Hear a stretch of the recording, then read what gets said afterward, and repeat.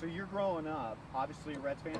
Oh, definitely, Explain to me, how much of an influence did that, living in this area, have on you in baseball? Oh, it had a lot of influence. I mean, I remember listening on the radio to every game. I mean, my dad had it on, and I'd listen to the radio and listen to the Reds game before I'd go out and pretend I was the Reds.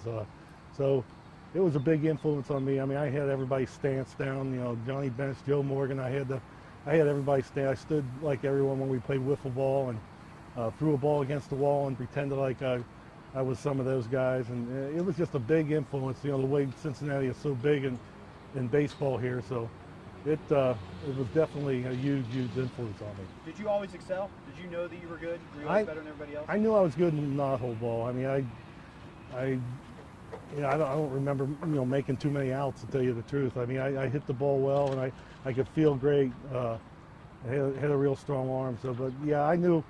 I mean, I didn't know at the time that I stood out, but I look back on it and think, yeah, you know, I stood out a little bit above everybody else. When did it become like all baseball all the time for you? Probably I didn't play any other sports other than basketball. I played 1 year in high school and hurt my ankle in basketball and had to get on the swim team to get back in shape for baseball. But probably high school is when I decided, you know, this is what I want to do. Here, right?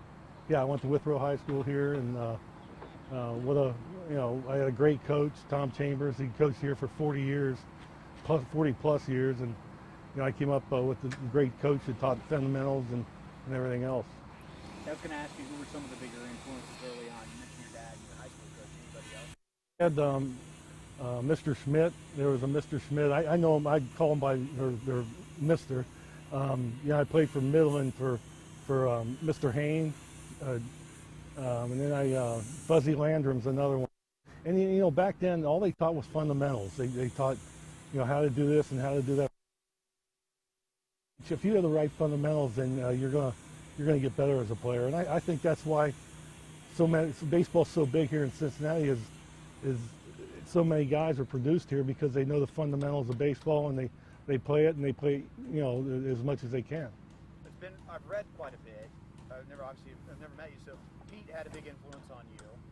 You were aware that this area produced a lot of great ball players, right? Oh yeah, you know, I can't name them all. Dave Parker, Buddy Bell, Barry Larkin. You know, I can go on and on and on. You know, even going back to Russ Nixon, Don Zimmer from Western Hills, and you know, like, of course, Pete. But yeah, I mean, there was Tony Scott, who went to Withrow here. there were a lot of Cincinnati. You know, I'd like to see the graphics on how many guys came out of Cincinnati, the small city of Cincinnati, other than you know Los Angeles and things like that. I'll bet you we're right up there on top. Were you aware of that at the time when you were in high school? Not, you know, I was aware of some of the guys from around Cincinnati, but I didn't realize how many of them were. You know, they had a thing down at the Hall of Fame with the Reds, and how many guys have played from Cincinnati in professional ball, and you know, and on the Reds, and it's an amazing number. I don't remember the exact number, but it's an amazing number. You know, when you were on the Reds playing, Pete was there. Did you guys ever talk about that? Did you ever have that conversation? Not really, no. You know, Pete. In fact, I was intimidated at first when Pete. You know, I came up in the big leagues, and I was intimidated by Pete and Johnny and Joe Morgan. I was fortunate enough to come up with those guys, Tony Perez, Concepcion, the Big Red Machine. I came up with those guys, so you know, I was kind of intimidated by them and didn't say a whole lot the first few years. But then I got to know Pete, and he helped me with a bat. You know, I was a kind of a weak guy, and he helped me with a weighted bat and had me do different exercises with my hands and arms to strengthen my forearms and things. So I owe a lot to Pete. What in general, if I ask you, Cincinnati's baseball heritage is, what does that mean to you, or what is it to you? Yeah, just tradition. I mean, here in Cincinnati, it's just a tradition.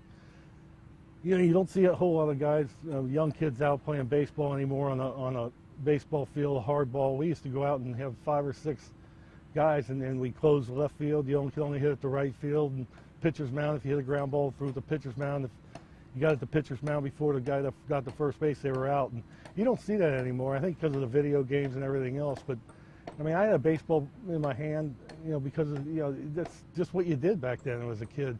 You played baseball. I threw a ball against the wall every day and broke a few windows, but you know, my parents were great about it, and that's how you get better, is keep practicing.